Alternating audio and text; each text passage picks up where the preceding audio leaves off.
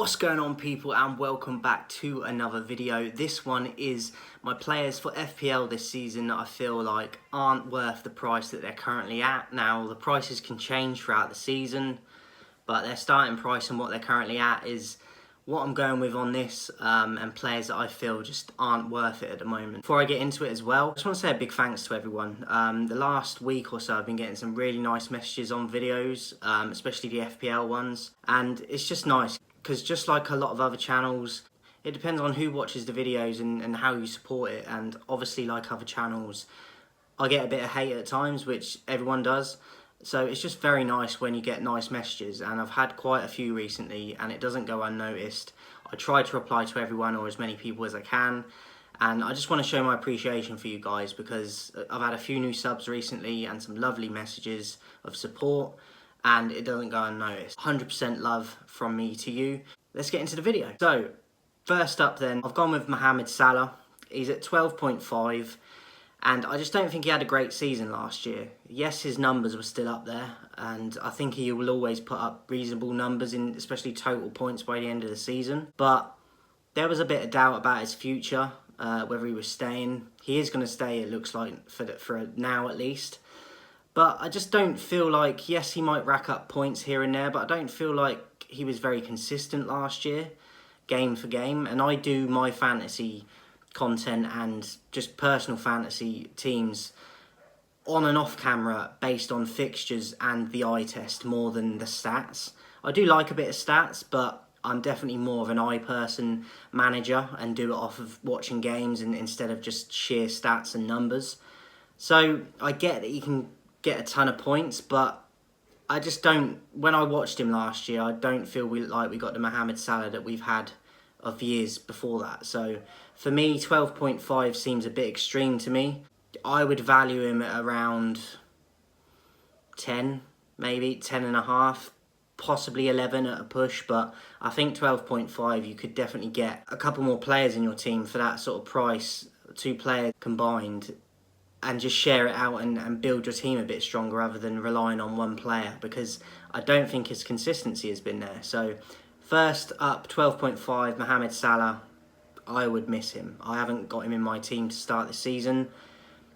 Depending on his form, I'm going to have to wait and see. He might come into my team later on, but currently, no Salah. Second up then, a Manchester United player, but I do think that some people might think it's a bargain price for him, but I don't, again, the consistency factor I don't think is there with this player for him to be justified at the price it is, so I think it should be lower. And that is Marcus Rashford at 7 million. As I said, some people will think that he should probably be more, but consistency-wise, I watch most of United's games if they're on telly. Sometimes he shouldn't even be starting games when he does, and even when he does, I don't feel like he performs enough. He scored yesterday in the pre-season, but he's not consistent enough for me. He goes missing too much. The quality and the potential you can definitely see in glimpses, but it's something he struggled with through his career. 7 million, I know it's not the most outlandish price, but I think he should be around 6 million, to be honest. So Marcus Rashford at 7, I'd question whether you should go there. Third in then, we've got Diogo Jota. I'm a big fan of him, but this is more based on,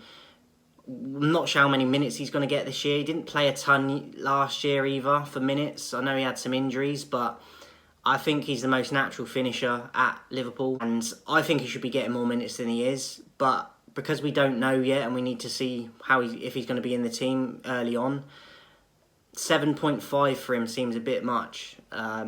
He's a quality player, as I said. If he's going to be playing and his minutes are up, then I think it's a little bit of a bargain price. So it's more dependent on minutes with this price in mind at the moment. 7.5 though, when we're not sure if he's even going to start, I think it's slightly high. I would have him at about 6.5 right now.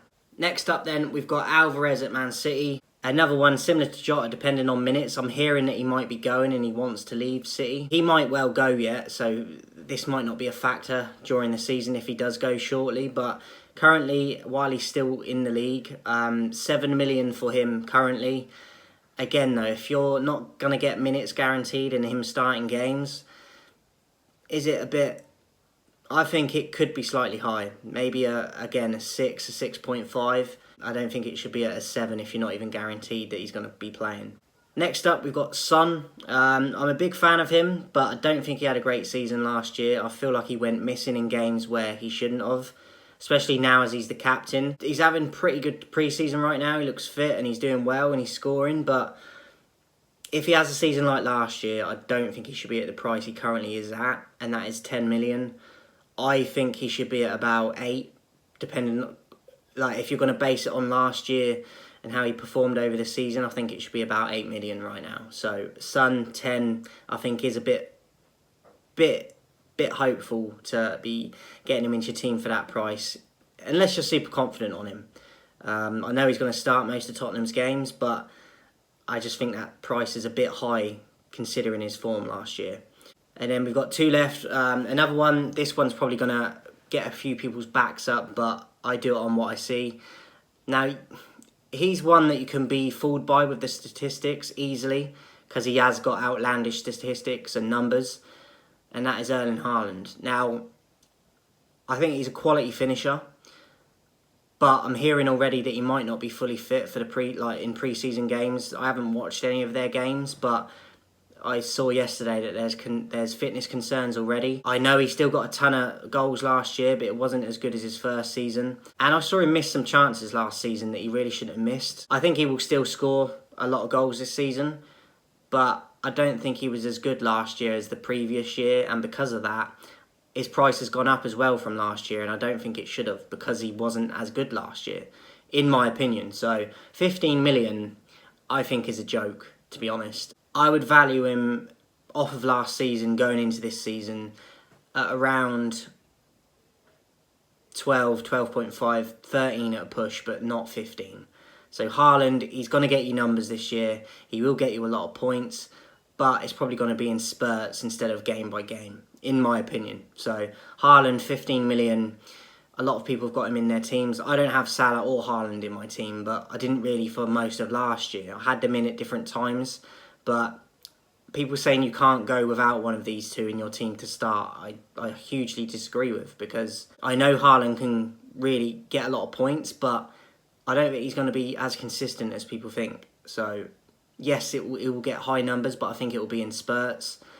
And if he hits fine form early on and he's scoring every game, then I'll probably put him in. But 15 million is a lot of a portion of your budget for your whole team. You could probably get 3 players in for that price. So I think it's worth considering. 15 million, I think, is a bit of a joke right now. And then lastly, we've got Darwin Núñez. I think he missed so many chances last year that I don't quite understand how he's even at the price he's at for this year, which is 7.5, 7.5. He gets in good positions multiple times a game, and he does cause defenders problems with his pace and his runs. He makes good runs and times them into the box well, but he probably scores, what?